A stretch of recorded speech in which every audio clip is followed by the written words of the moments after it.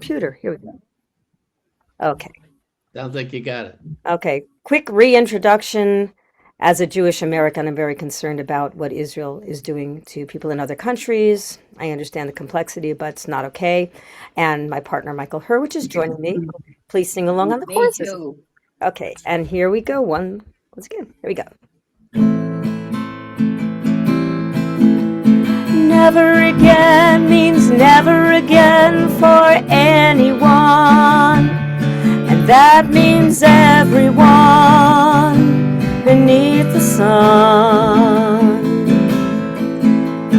Never again means never again for anyone, and that means everyone beneath the sun. I listened to the words of Norman Finkelstein. His parents survived the Holocaust, and he knows what that means. I listened to the words of Dr. Gabor Mate.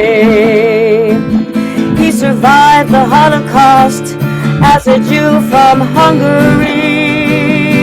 Oh, never again means never again for anyone. That means everyone beneath the sun. I listened to the words of Israeli father Yitzhak Frankenthal. His son was killed in the IDF, but Yitzhak didn't fall. He started a group to heal the pain of everyone, Jews and Palestinians together, and his love won.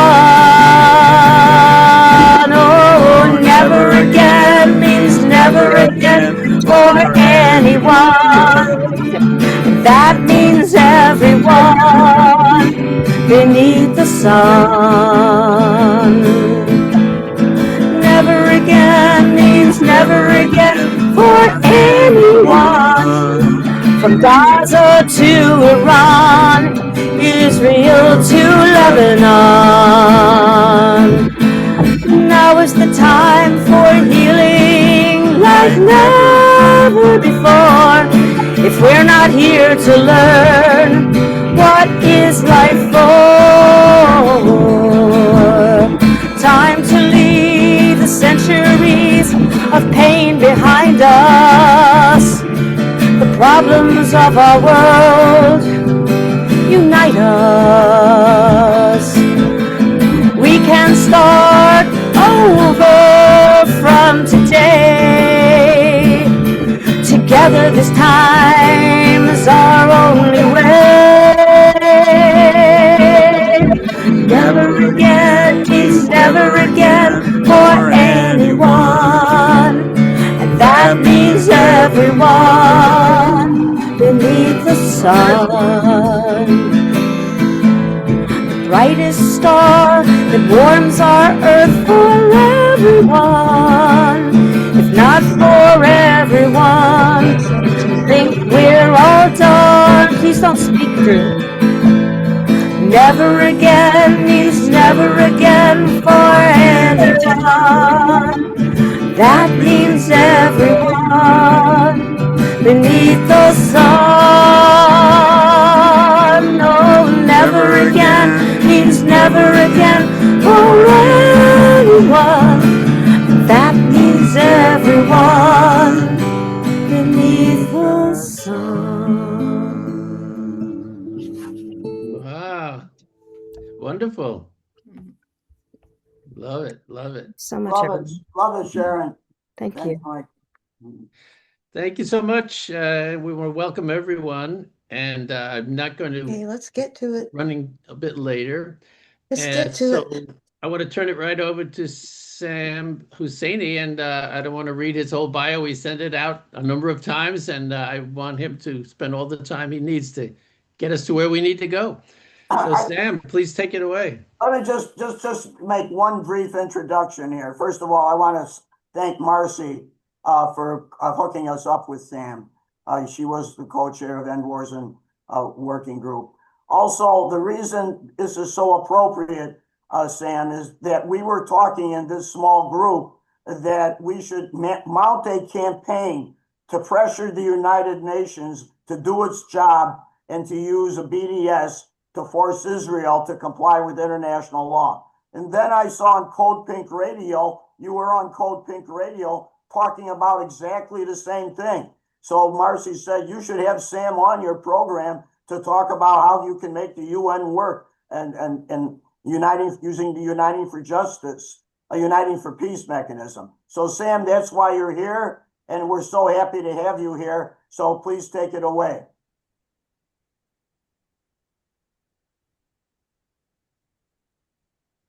Yeah, you're muted, Sam.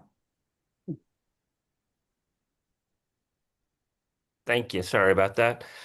Thanks so much to Marcy and everybody here for inviting me. I have been addressing this for some time, and I still think that there's really substantial potential in it. Th this People should be aware that the invoking the Genocide Convention, which South Africa did in late 2023, came about, at least in significant part, by people petitioning the government of South Africa to do it. I was part of that. Lots of other people were part of that. It got a fair amount of pickup on Twitter and other venues at the time. And it was all, and I learned of these possibilities through the late Francis Boyle, who is a professor of international law at the University of Illinois, went to all of these prestigious programs and Harvard and so on, and he represented the Bosnian government in front of the ICJ in the 1990s. So he knew the ins and outs of it, and many years ago, he started talking about invoking the Genocide Convention and then using Uniting for Peace to get around the U.S. veto at the Security Council. I didn't know what the heck he was talking about for years. I thought, I worked with him on a lot of other things, and I knew that there was some substance there, but I didn't really dig into it. And then people might recall the 2014 attack on Gaza was a huge attack, and you had other world leaders like Lula say this is beginning to look like genocide. So I my ears perked out and I started like examining this. And I wrote a little bit about it at the time. And then in the fall of 2023, when it really looked like genocide, and lots of people were saying it looked like genocide, I started, basically focusing on this. Uh, that countries, if they say that it's genocide, then they should invoke the relevant legal instrument. To not do that is to just engage in baloney rhetoric, and we got enough of baloney rhetoric around here. Thank you very much. But after South Africa did it, the sequence of events, I think, indicates that the U.S. government now, in hindsight, had a very diabolical plan to contain it. Because in the early part of 2024, when South Africa went before the ICJ, it raised a great deal of awareness. It was a great thing. It was a catalyzing moment in terms of world public opinion. I wouldn't regret the work that I spent on that for a minute, but I do think that the U.S. government basically had a plan there. The first two sets of orders in early 2024 were good but not specific in terms of what the court was. There's not going to be a final judgment in the Genocide Convention case for potentially years. But the court can issue emergency orders in the meantime. The emergency orders the first two sets that they issued were good, but as I say, not specific. The third one in May was very specific. On May 24th, the International Court of Justice issued an order saying you, Israel, are engaging in an attack on Rafah, you must stop immediately. A direct order from the court. This was at a time when the Biden administration was claiming that there was no full attack on Rafah, that there were some Israeli incursions. They were literally like, leveling the place. So the court, directly contradicted that. Um, what happened then was how the U.S. Sabotaged the entire process. Biden got up and said, we have Netanyahu has agreed to a ceasefire, and so we're going to implement this ceasefire as part of a negotiating process, which we will administer. We, the United States, will administer. This was an obvious attempt to sidetrack the entire process from issuing the ICJ orders. And I think that the peace movement needs to really, if the peace movement had been more sophisticated at the time, and I was screaming my head off about this, but perhaps not as articulately as I could have, that this was an obvious attempt to sidetrack the ICJ orders.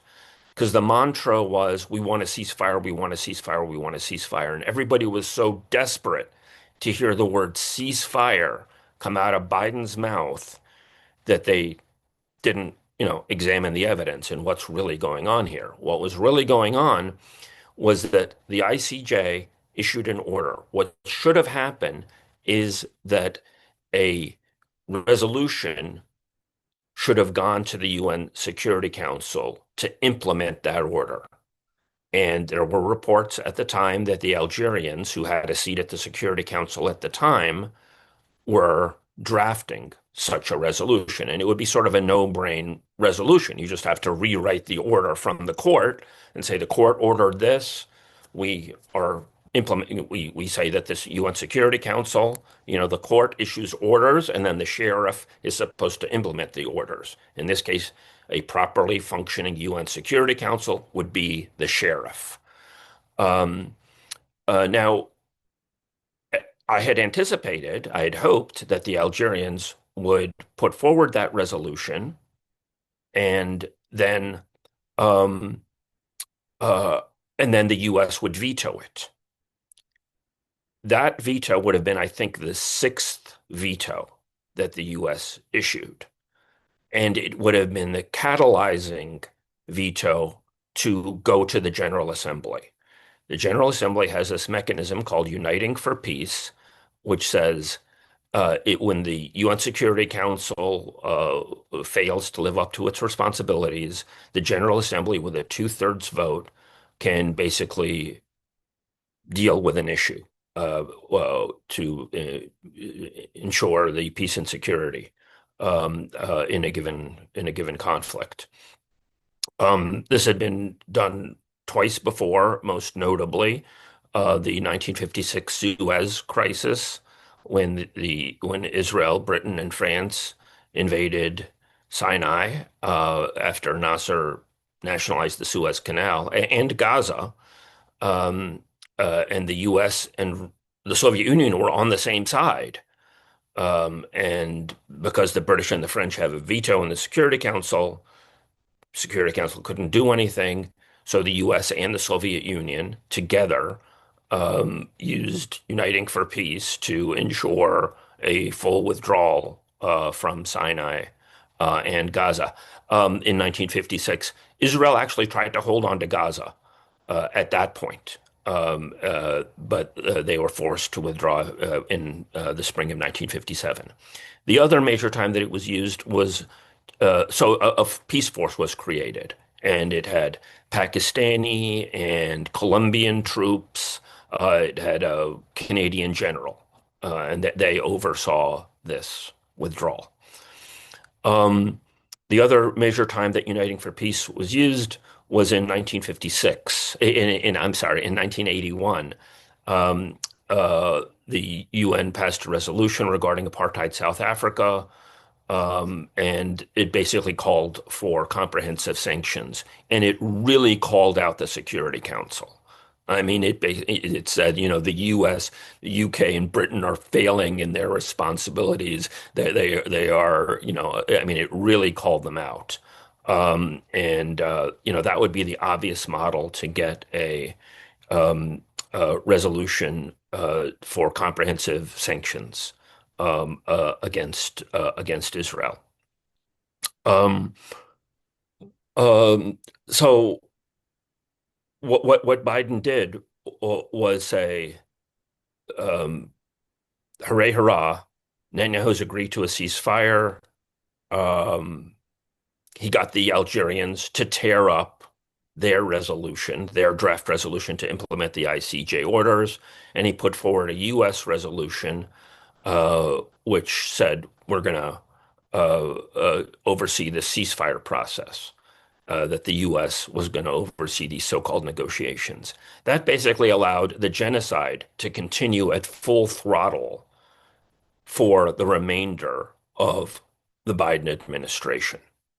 Um, so it was an incredibly insidious con that the Biden administration did. This negotiating process ended with Israel killing the negotiators. And it was just an insidious Machiavellian con job from start to finish. When the U.S. and the entire Security Council voted for this phony baloney resolution, with the exception of the Russians who abstained. They could have vetoed it. They didn't. They called it out. They actually made a decent speech at the time saying this is an obvious con job, but they didn't veto it. And everybody else, or a lot of other members of the Security Council, made statements talking about the importance of implementing the ICJ orders, but there was no mention of the ICJ orders in the resolution that they were voting for. Um, so everybody sort of didn't do what they said they believed they were supposed to do.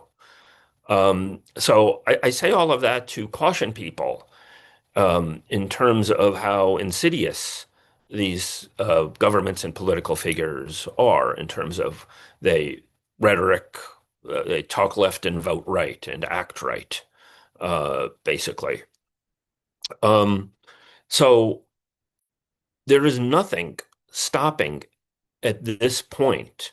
And in the time since, we saw Biden's duplicity sort of built on by Trump's duplicity with his phony baloney Board of Peace resolution.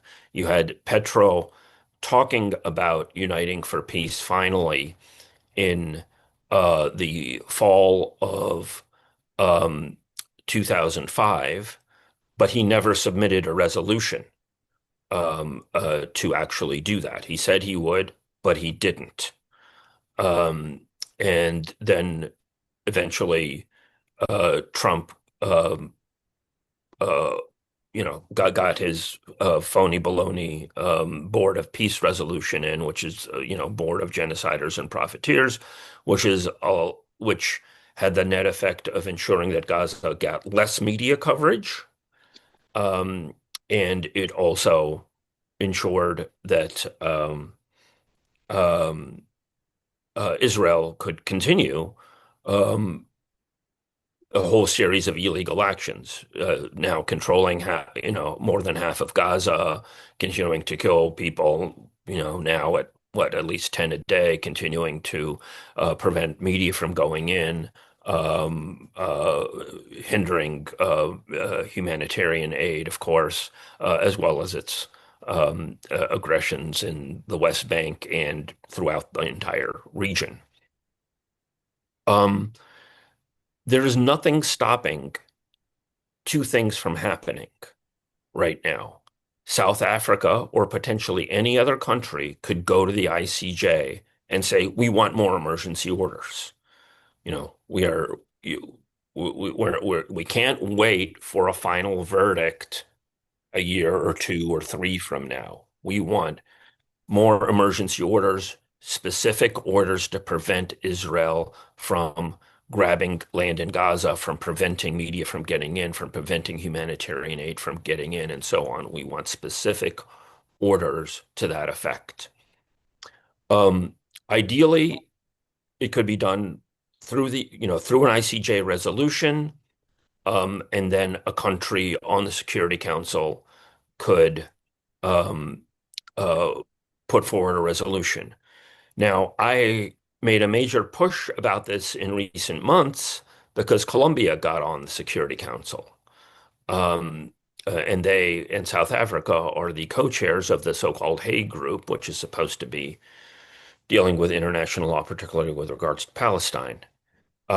They haven't done anything. Petro showed up at the Security Council, made a speech, hasn't done anything, and the Petro is term limited out, and his leftist successor lost in the recent election that the U.S. might have had a hand in, for all I know.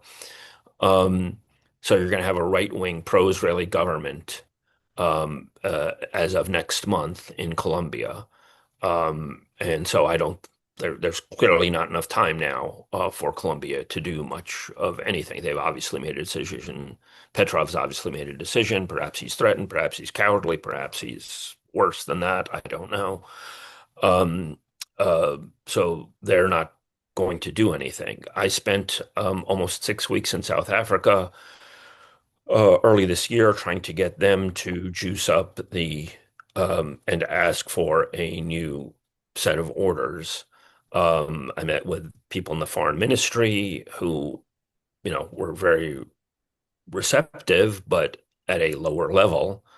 I couldn't get a meeting with the top guy. Met with the former ambassador to the U.S., who's very supportive. Met with lots of other activists. I met with some parliamentarians who indicated that they were supportive, but to my knowledge, they have not raised this on the floor of the parliament in South Africa. I think that could be a major um, way of approaching this, of trying to approach parliamentarians in various countries that say that they are wanting to stop Israel, that parliamentarians would then push each of these governments to actually put their shoulder to the wheel and actually do something more. I'm contemplating going to Ireland. They recently passed a law which I've only, sort of skimmed so far, but basically putting sanctions on Israeli settlement products, as I understand it. Um, so this could be a next step for Ireland to really take center stage because a UN Security Council for example, when I was in South Africa, I learned this. This was very interesting. There was what they call an advocate, somebody who can question. I think she might have been a parliamentarian at the time also, but in any case, somebody questioned the trade minister and said to him, "How can we, South Africa, be um, uh, uh, selling coal to Israel?" Colombia was a major supplier of coal to Israel, ironically enough. And then Petra eventually, and it took him quite a while to do this, seems to have tapped that down, at least to some extent. And now South Africa, of all countries, is a major coal supplier to Israel. So this person was asking the trade minister, how can we, South Africa, who are saying that Israel is committing genocide, be selling them coal like this? And the trade minister's response was the following. We are both parties to the WTO, and we don't have a bilateral trade deal with Israel, so we are bound by WTO rules, short of a UN short of UN action on this case. Um, so he's basically saying we are legally obliged, and I don't know if this is accurate or not, but his claim was that they're legally obliged to continue selling coal to Israel because of WTO rules, and the UN hasn't acted.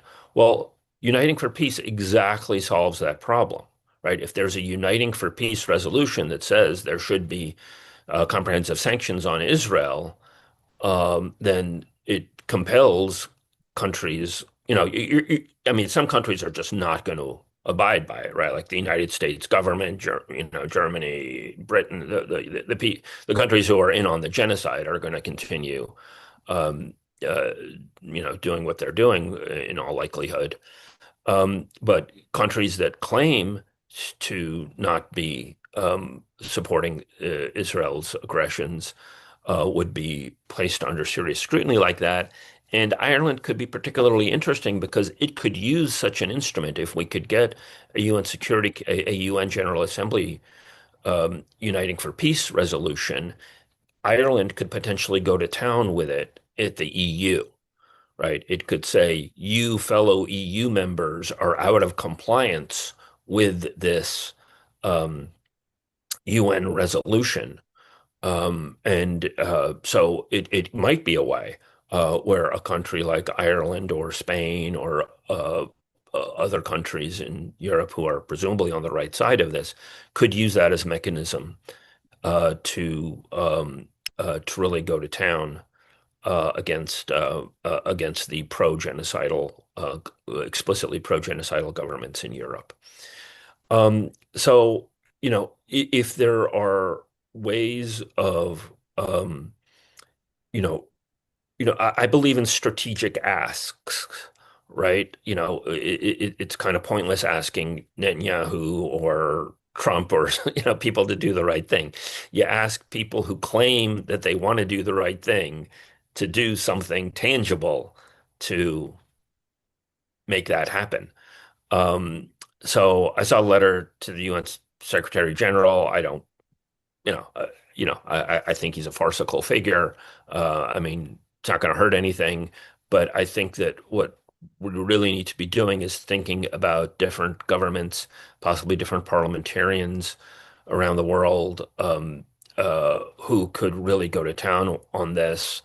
I've tried to investigate if there are associations of parliamentarians that can be tapped into to make this a push for different parliamentarians to get various governments who claim that they're doing the right thing. If we don't do this, then, I feel like right now it's like, I mean, there's still some activism, but it's basically descended into, Iran, broader conflict. The only thing that matters is force and bombings. And so activism becomes less important because everybody's just sitting, eating popcorn, watching the missiles fly, or checking out of the subject matter altogether. I think that's what we don't want. We want tangible goals that can actually help the situation that are achievable. And I think Uniting for Peace remains so. I hope that's helpful. I'm happy to take any questions. Sorry, I went a little long there. Not at all. We want to hear everything here, all your thoughts, because it seems like the whole world is at a area of confusion. My reading of the UN Charter, I went through it, and actually, the easy to remember is Section 99 gives the Secretary General what appears to be a good bit of power, which, like you say, appears not to be willing to utilize. But it says in black and white, if he sees a threat to world peace, he can bring before either, and these are the words, before either the General Assembly or the Security Council, a proposition as to something to work on. It seems like he could actually initiate this thing. And it's in black and white, very short paragraph, and it's Section 99. Check it out. So it seems like he's got power that he's unwilling to utilize. The reason that's why I said, well, why not make him a target? Why not make this bogus Board of Peace a target? Because I think it was Phyllis Bennis was saying this, as you were repeating as well, this thing has been started in 2024 and it's just not really gaining the ground it should be. And I hate like hell pushing one country like just South Africa or just Colombia or even just the Secretary General to take it on themselves, because obviously they're going to be targeted. I've heard there's been all kinds of pressure put on the ICJ individually as members of the court. So it seems like it really, really has to go to the General Assembly. And as you're saying, they've got to get their act together and get something intelligent out there. And it doesn't require the 101st Airborne like they did in Hi, 1956. how are you? And it needs everybody simply to just observe, say, a world BDS. I mean, that could be done against Russia Yeah. with Ukraine, be done against Sudan, getting that thing stopped. Like So 20 to 1 might be a we little have to mute better because I have Excuse to, somebody. me, yeah, because I have to get in the whoever car. is unmuted needs to be muted. I'm So trying to find out who that is, but it please can mute take a little yourself. more time than it should. She's anyway. Thank you very much. I appreciate Please mute yourself if you're not speaking. I don't see it, but all right, Sam, go right ahead. Sure. I mean, there were, I spent a fair amount of time in New York over the last couple of years, and I know that there were some protests outside of Secretary General Gutierrez's house, trying to get him to do the right thing. I'm all for, pressuring people, but he, clearly doesn't want to do the right thing. So, it's not a bad move, but I think it's kind of un, unlikely. I think it would further expose. Craig Mokhiber is very fond of talking about the two UNs, the political side and the workers, and the relief efforts and so on and so forth. So it highlights that, and part of the utility of uniting for peace. I should say that there have been Uniting for Peace resolutions on Palestine. There's a standing emergency session on Palestine, but they don't have the resolutions that have passed don't have real teeth. One of them in 2024 made oblique, you know, reference to doing some actions regarding settlement activity and sanctioning that settlement activity. It was limited and it wasn't followed up on. Um, and many of these resolutions get, wild support, but it's purely rhetorical. Like even Germany voted for one of these things. They passed with 153 to 3 or such. What I'm talking about is a different kind of resolution, as I say, modeled on, uh, South Africa sanctions, which would not pass by 153 to 3 because it's actually more meaningful, but hopefully it would get two-thirds vote. And it would force all of these governments, which, make proclamations in public to um, to actually put some skin in the game, right? Again, all of these governments make speeches about, how horrible things are in Gaza and Israel has to stop and la la la la. But and that's obviously designed to placate their publics and broader public opinion and so on. What we need to do is push them to put some skin in the game, and that's, I think, starts with a Uniting for Peace resolution that it puts everything in broad daylight, right? They got to vote yes or no, and if they vote no against a resolution designed to implement sanctions on Israel, that outs them as just being rhetorical about it.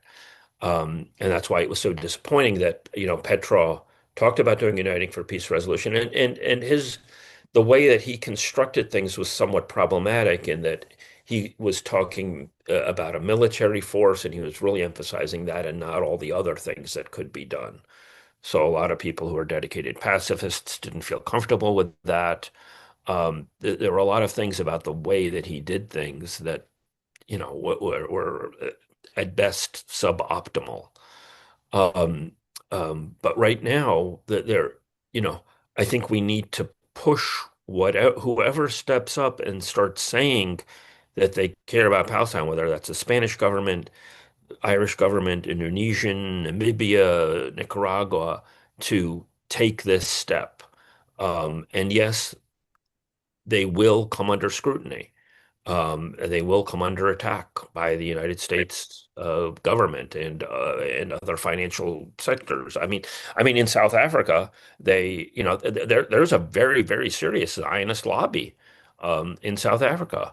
In South Africa, I loved being there. They practically had to drag me on the plane to come back to the U.S.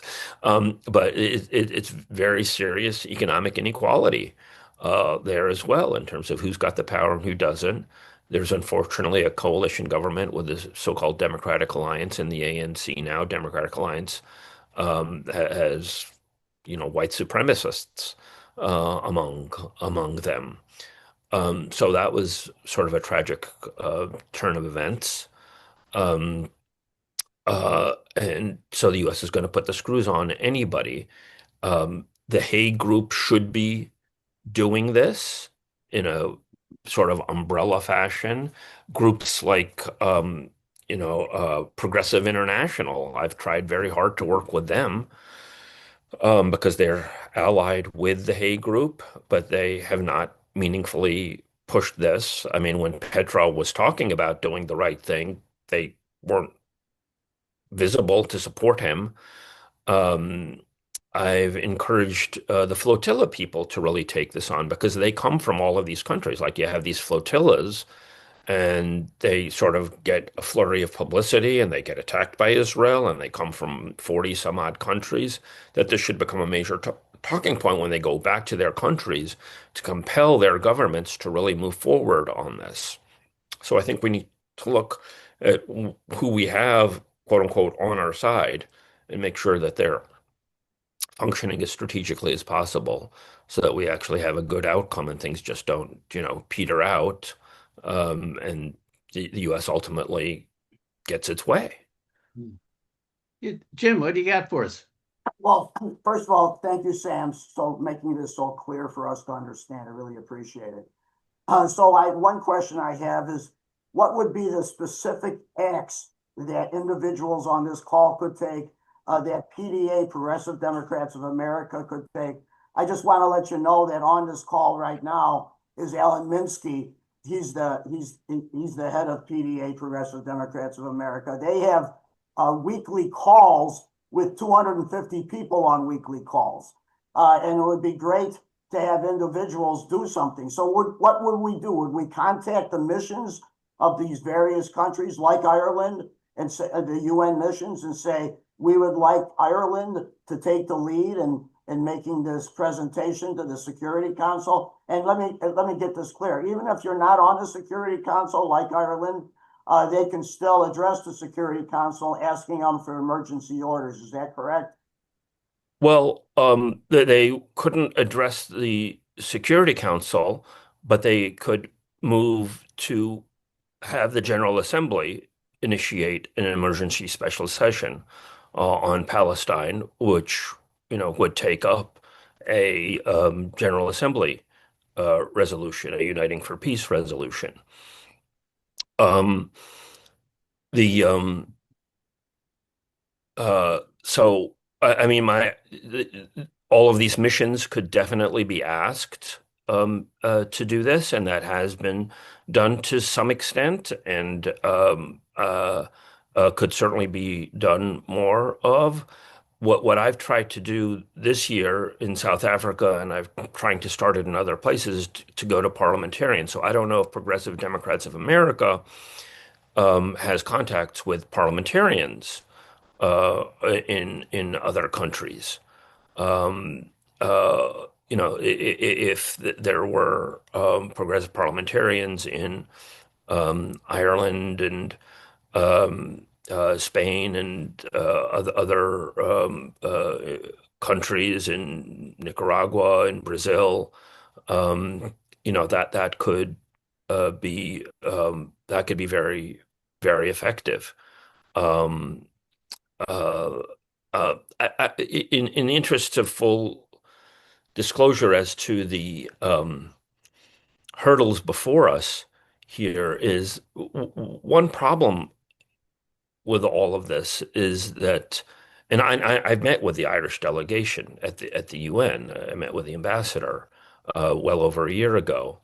And part of the pushback you get is that, well, the Palestinian delegation to the UN isn't asking for this because they are basically taking the orders from Washington. Um, and part of the answer to that is that, yeah, and South Africa didn't ask permission from the Palestinians to invoke the Genocide Convention. Um, uh, I met with a lady, Pandor, the former foreign minister of South Africa, when I was in South Africa, and she's made clear that they told no one that they were doing this. You know, that the South African government at the time, made a decision to invoke the Genocide Convention, and for a lot of different reasons, they didn't tell anybody, including the Palestinian government. And there isn't a Palestinian alive who is upset that the South Africans did that. So it's a matter of listening to the Palestinian people, listening to Palestinian civil society, and not the Abbas government that the U.S. government has basically imposed on the Palestinians, which is a whole other can of worms. Yeah. Yeah. Oh, Alan, say hello. Hello. Hey, I'm on my handheld, everyone, and I'm going to take my camera off because I'll probably just walk around and make people dizzy. But Sam Husseini, when Jim Carpenter told me you were going to be on, I think we were on question time during the town hall, and I threw out a whole flurry of superlatives about your work. I, of course, am familiar with your work mostly from my previous job at Pacific Radio, program director at KPFK. And of course, the station would not have operated nearly as effectively if not for the media service you provided with David Zupan and the list of guests that he provided every day so brilliantly. And I just think you're sort of an unknown superhero, in my opinion, for something that could pass as honest media in the United States. But also I just joined. I might have an article published with a congressperson about the World Cup final tomorrow. There's some activism going on around it. I'm involved in it, a little bit independent of PDA. The idea, folks, is to have people show Donald Trump a red card when he appears to give out the trophy, both documenting it and putting it on social media if you're at home or in a fan zone. And there will be an effort to distribute red cards to the crowd at the Meadowlands, but we know those are very rich people. Who knows how they'll respond to that? Okay. Coming into the conversation when I did, first of all, really just very heartening to hear you approach this from the perspective of what would actually make an impact, not, symbolic gestures and such. I have been heartened by the degree to which the current even the progressive electoral left in the United States has held to this issue, when I think your assessment is dangerously true, that people will away from activism. Obviously, suffocation of pro-Palestinian activism on the university campuses and college campuses in America is unprecedented in my life. For the suppression of free speech, it's absolutely stunning. It's in effect. But we see races like the race in Colorado where, you had an incumbent who had become slightly and ever more progressive in the course of her tenure, but she was sticking with Israel, and it became a really big issue in Denver, Colorado, and we know the result from the primary. And I think, of course, of the United States. Now, we're a long way towards having the votes or a potential presidential candidate from winning who would really reverse or challenge U.S.-Israeli policy. But, in so much as PDA, by the way, we do have contacts with parliamentarians. I even know Corbyn. And I was wondering about your thoughts on him. I don't know that he can do much to help from his position now, but I imagine he would have back in the day when he had more authority. Yeah. Yes, and we can talk about that. We're very coordinated with Democrats abroad.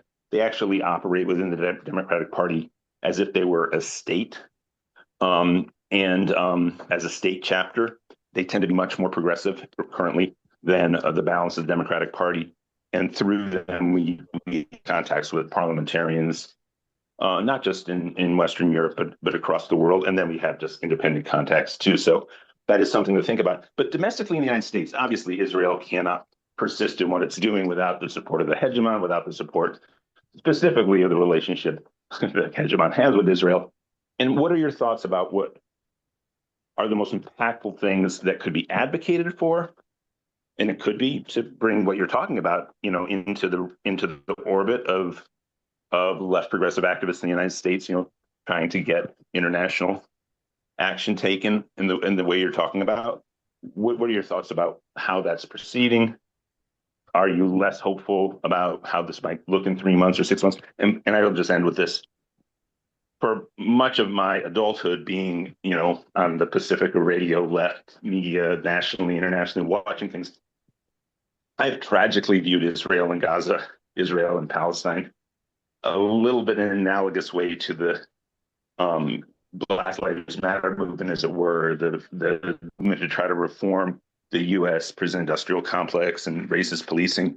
It becomes the total focal point of the left for a season, and then it fades away. And of course, nothing changes. And in this instance, it gets even increasingly worse.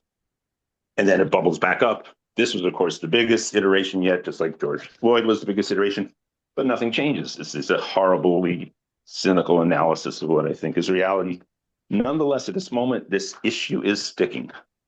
Your thoughts on that, and maybe you don't see it as hopefully in terms of how much I think it's really made an impact, this genocide, on younger progressive Americans. I don't think they'll be dropping it anytime soon. I'm hopeful. Yeah. Lot there. Mhm. And I've been grappling with these issues before. You made reference to my day job, accuracy.org, where I've put out news releases for 25 years or more. Now, I people should know I do my own writing now as well on Substack, so Husseini.substack.com.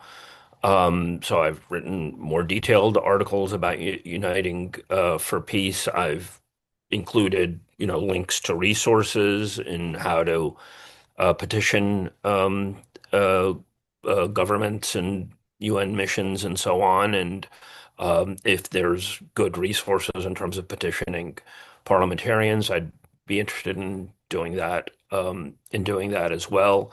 My most recent piece I wrote, I guess I should raise this, given that you raised electoral politics, is that I'm considering running here in Maryland's 4th district. The so-called representative here is Glenn Ivey, who people might recall because he knocked out Donna Edwards, who's a fairly progressive Democrat. She was actually one of the few members of Congress ever to go to Gaza. Um, uh, and He knocked her out with a huge infusion of AIPAC money in 2022. Um, and he just voted against the latest funding thing to Israel, which a lot of people are kind of celebrating, but I look at much more skeptically for a couple of reasons. I think one of the biggest asks domestically, to answer your question, is um, they're putting forward what basically is a plan apparently put forward originally by Netanyahu himself to scale back so-called aid to Israel and basically merge, in many ways, increasingly the U.S. and Israeli militaries. So it becomes institutionalized. So they don't even need to they have partnership instead of aid is their kind of slogan. Um, so there's been some attempt to stop that from happening. So I would definitely put that at the top of my ask in terms of what people in the U.S. Congress can do. Part of my thinking in terms of the potential of me running for Congress is because I've been frustrated even by people who are on the right side of this issue in Congress don't use the tools that are available to them. Um, both Biden attacked Yemen on behalf of Israel at a strategic time, and now Trump is attacking Iran. Uh, and you have members of Congress from who I think do some good work, from Massey to Ro Khanna and the Squad and so on, saying that these things are unconstitutional, but then they won't move to impeach. And I think that it is a very bad thing that, impeachment is reserved for purely partisan things. And I think it would do the world and the US a load of good if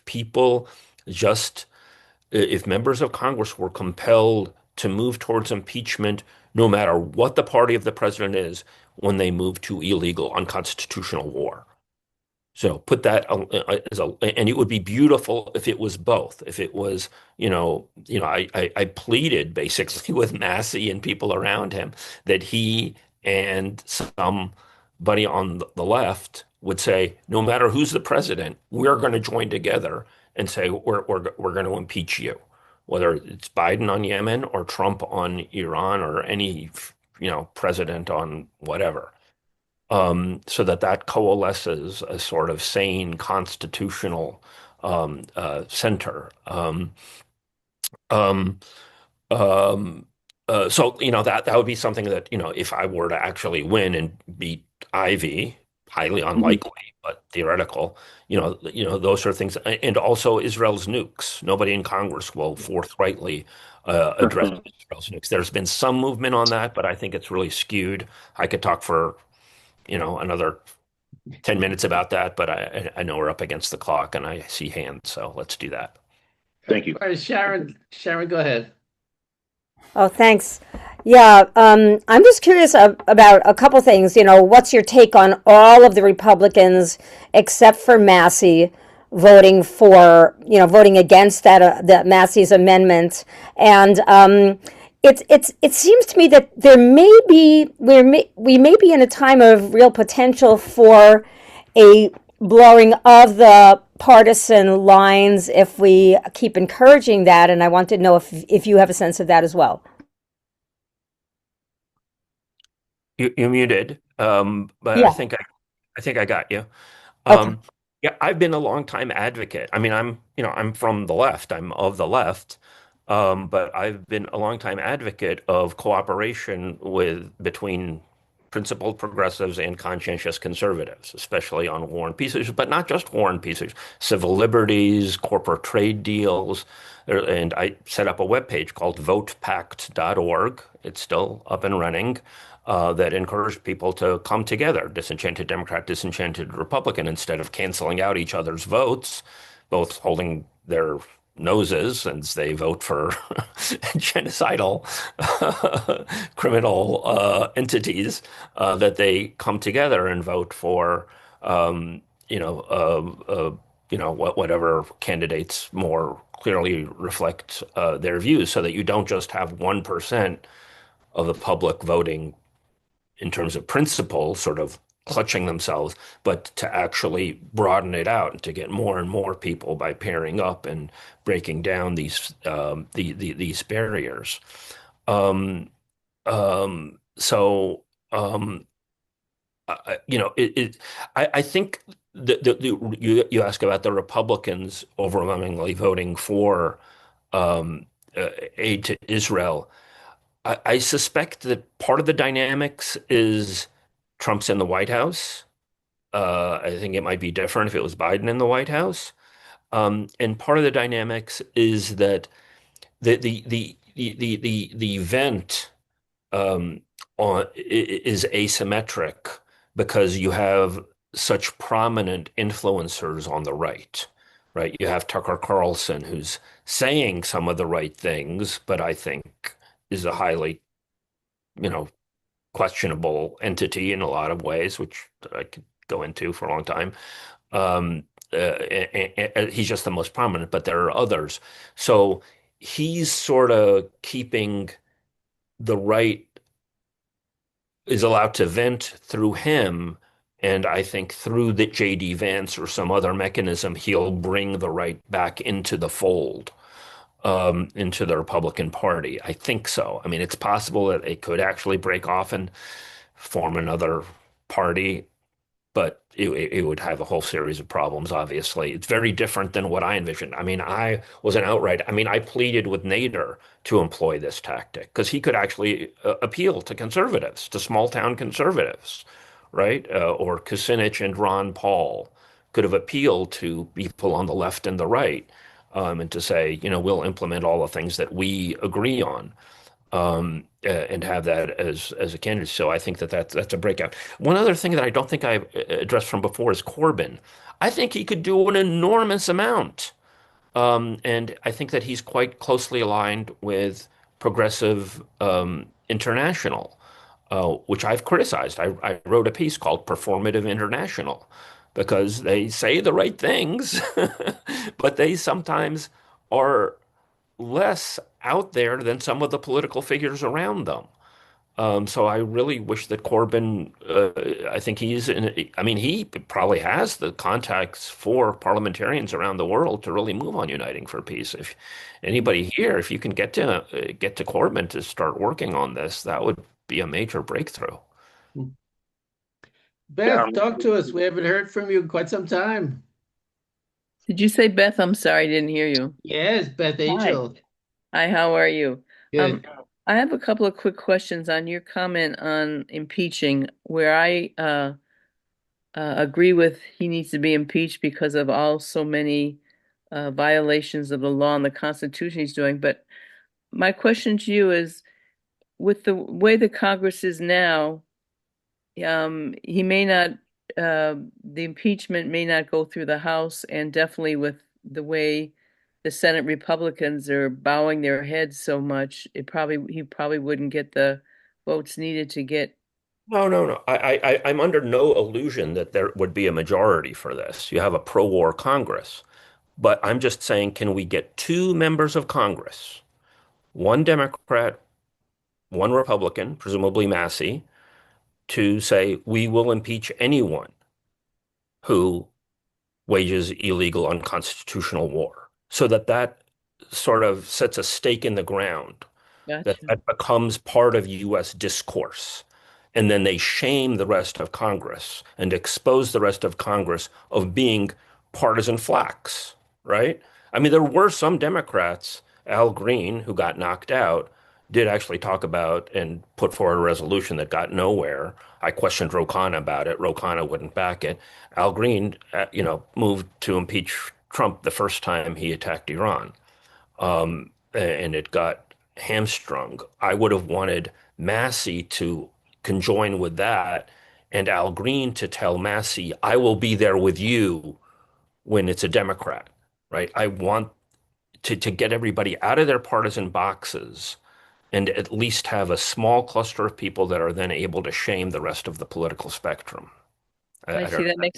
that makes a lot of sense, and I do sign every petition that comes through to impeach him. But my other question is, I keep getting emails about getting what's his face, Alito and Thomas Tom. uh, impeached off the or get them off the Supreme Court. I'm just scared if that happened during uh, the current president's Trump's administration, we get is worse, the same or is worse in there, and I don't want to see them impeached until a Democratic president is there, so we can get some better people uh, put forth to uh, for the Senate to try and get in there. What are your thoughts on that? I, I don't have a ton of thoughts on that. Obviously, you don't want. I think what you say is clearly true that you don't want to create a seat when Trump gets to pick. He just picked all of everybody he picked was Federalist Society. And that was one of the obvious giveaways that Trump wasn't against the establishment in any way. He's putting Federalist, people on the Supreme Court. They think that that he has such power over. Um, so I've also seen Francis Boyle, who I mentioned earlier, was in favor of expanding the court. I've seen other proposals of limiting terms to 18 years. I haven't given it a great deal of thought, but what you say sounds reasonable. Even expanding the court, I wouldn't want it under Trump's administration. So I'm really Right. Presumably it would be staggered in any case, but yes, I agree. Thank you. All right. Alan, talk to us. Hi. Well, sadly, I'm going to have to run off to an interview with Jules Bodkoff. People probably have seen him in the media, and I'm guessing Sam may know who he is, in 15 minutes. And I got to prep for it. But Sam Husseini, first of all, if you do keep leaning towards running for Congress, let's talk about that. I'm sure. One of the things, obviously, it's an incumbent. There probably won't be too many progressives in the race. We always got to try to clear the field, try to make sure the primary is yourself as the sole progressive against an incumbent. I think we can coordinate support for you to achieve that. And then hopefully just keep track of everything he does that's off base and just build an arsenal of information to deploy. But we will be very happy. I would be thrilled to support your run if we go grassroots up at PDA. I trust you would be endorsed overwhelmingly by the PDA activists within the district. And I'm going to have to run. And with Corbin, I actually knew him back when I was a journalist more. Invited him to speak at the California Progressive Caucus, and he almost took the bait. He never came to the United States when he was labor leader. Parliament was in session at the time. And I haven't been in touch with him much, but he'll remember me. And then I had close friends there who know him well, and I know them well. So I'm happy to pursue that next time in the UK, but that isn't in my plans immediately, maybe as early as October. But alas, Sam Husseini, thank you so much. Thank you, Jim. Jim, I'm going to call you later about the governor's race in Wisconsin. And I hope you guys have a great conversation going forward. I apologize for ducking out. Thank you, Sam. Thank you, Jim. Thank you, everybody. Thank you, Alan. Yeah. Jim, take it away. What do you got? Yeah, Sam, I was wondering, you laid out a couple different paths to accomplishing what we want to accomplish and make the UN do its job. One is a emergency petition of the Security Council, but also an emergency special session of the General Assembly. And I was wondering if you could put in writing exactly how to proceed on this issue, because I'm still a little unclear about it. Something that we could circulate among progressives about the steps they should be taking versus the Security Council versus the General Assembly. Sure. I mean, it kind of depends on the country that you're addressing, right? If it's a country that's on the Security Council, you want to ask them, they could put forward a draft resolution at the Security Council and force the U.S. to veto it. And the U.S. government won't like that. That's pretty unlikely at this point because you had Colombia on the Security Council. They had the presidency of the Security Council recently. And they didn't do anything. So that's unlikely. But any country basically can pick up the baton with Uniting for Peace and say, we want a session, we want to activate the emergency special session that's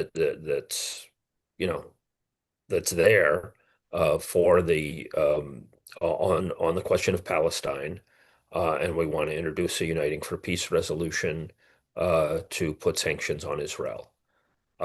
Fundamentally, any country can do that. Now, they will catch hell, which ideally it's a group of countries. So that becomes the strategy. The other sort of way that I mentioned, and you're right to say that maybe this needs to be written up as crystal clear as possible. And when I was in South Africa, I was saying if South Africa can get an order from the court so that it's coming from the court, and then countries join in. So that's sort of that is a way kind of to relieve some of the tension on the other countries. if it's coming from the ICJ itself. I hope that that helps, but uh, stay tuned for my Substack, and I'll try to write this up in a clearer, more actionable fashion than it is right now. Yeah, appreciate that greatly. Sam, if you could just put anything you can for people to reach you or the Substack in the chat so they can as well copy and paste, make sure they have everything they need. We're coming up on about when we want to tie it all up and thank everybody. Yeah. But yeah, really, really appreciate your enlightening and experiences in doing all this. Yeah, I just feel the whole world is just like sitting back and like he'll do it, he'll do it. Somebody, yeah, and like I said, I don't let the Secretary General off the hook either. I mean, it's in black and white. He Oh, doesn't even have to go to the Security Council. It's right in black and white. He can go to either one if he sees a threat to world peace involved. And for God's sake, I mean, but again, you don't want one person taking all the heat, So I can see his issue, and I think it should be like FDR, like make me do it. Like he's the Secretary General, make him do it.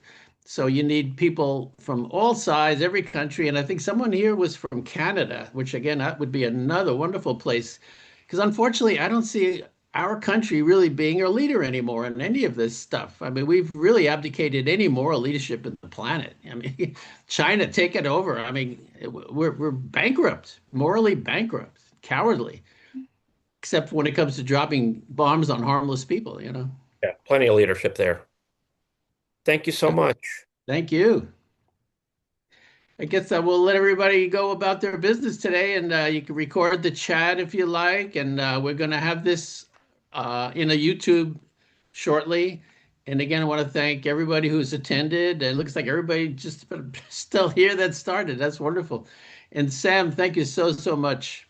And And I hope this conversation, Sam, continues between yourself and PDA, between and our committee and wars and working group, and also Code Pink, who also does an incredible job on this issue. So Thank you. Thank you. I don't seem to have Alan's contact info, so if somebody could connect me with him, please do so. okay. I'll send it to you, Sam. There you go. There you go. Yeah, and I want to thank Peace Action. That's another group Jim and I are both in. We've been pushing for a lot of things of this nature, is that they concentrate generally on foreign policy. So they've been doing the best they can. I hear that Mike Fox is looking for volunteers to help with the Arizona guy, Kai Newkirk. Sounds like a Hollywood name, but he seems like he's really well thought of. So anybody who wants to jump in there, get a hold of PDA and the phone banking.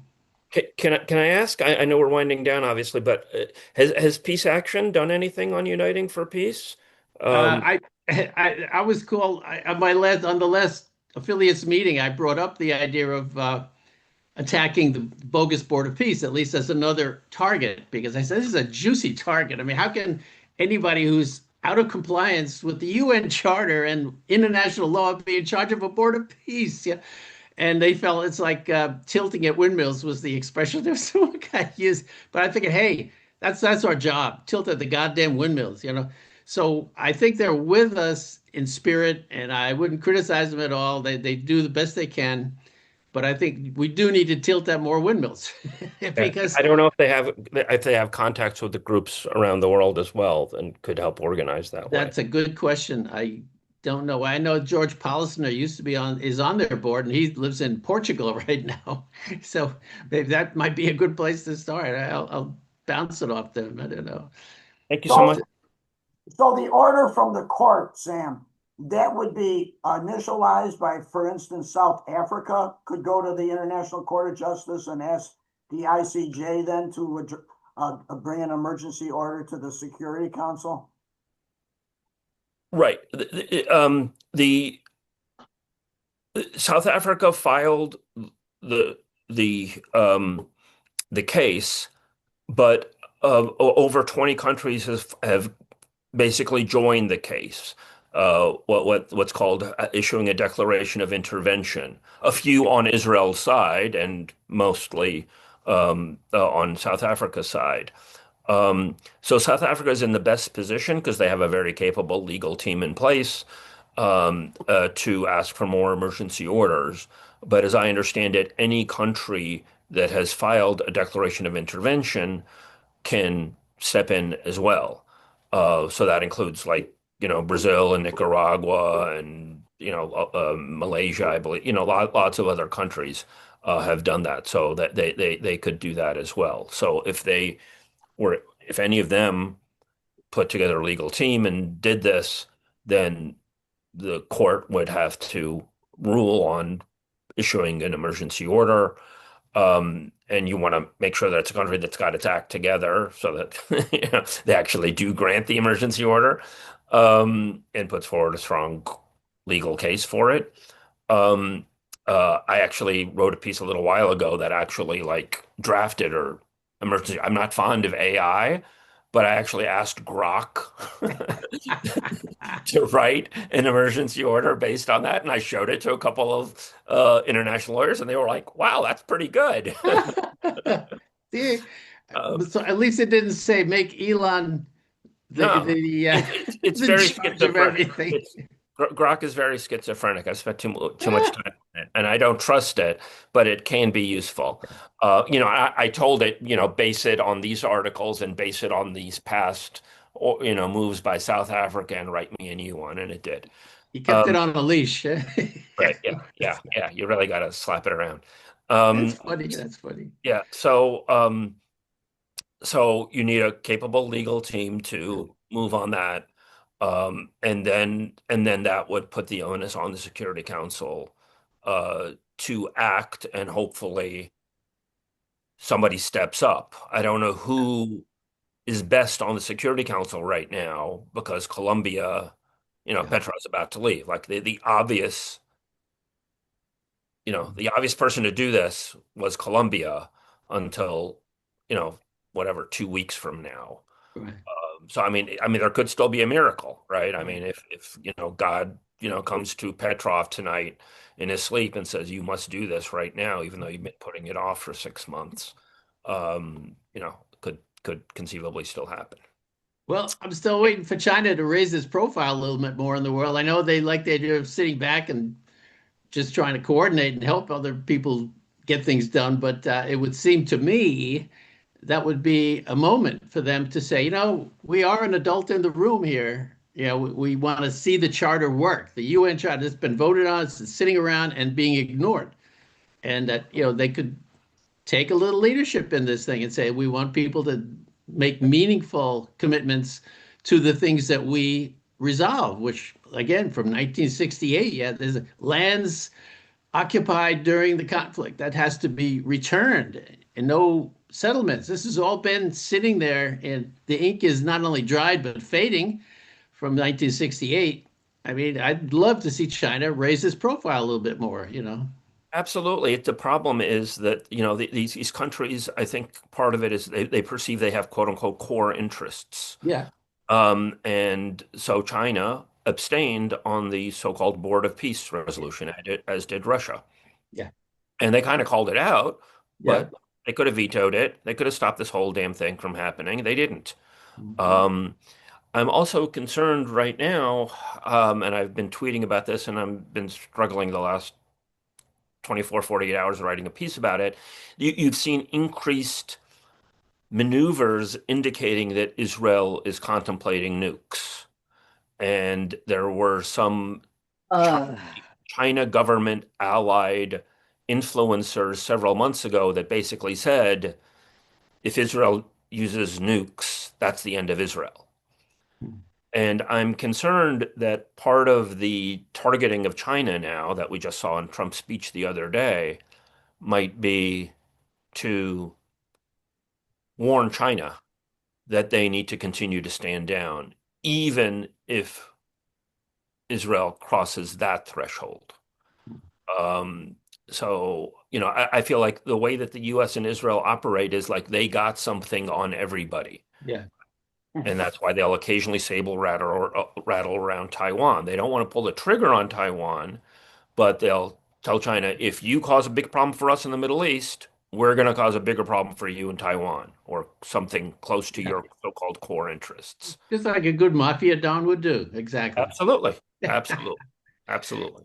All right, with that, I want to thank everyone, and I think we can all hope we can review our recording of this thing and do what we can. That's all you can do. And like I say, at least I go to bed at night thinking, well, I wrote my letter to the other, I did this, I did, we all do what we can do. And got to be a little Buddhist about all this stuff too. You don't want to draw. I pulled my hair out. I don't have any more. But the fact remains, thank you, everybody. Thank you, Sam. And everybody just keep doing what you're doing. That's all I can say. Thanks again.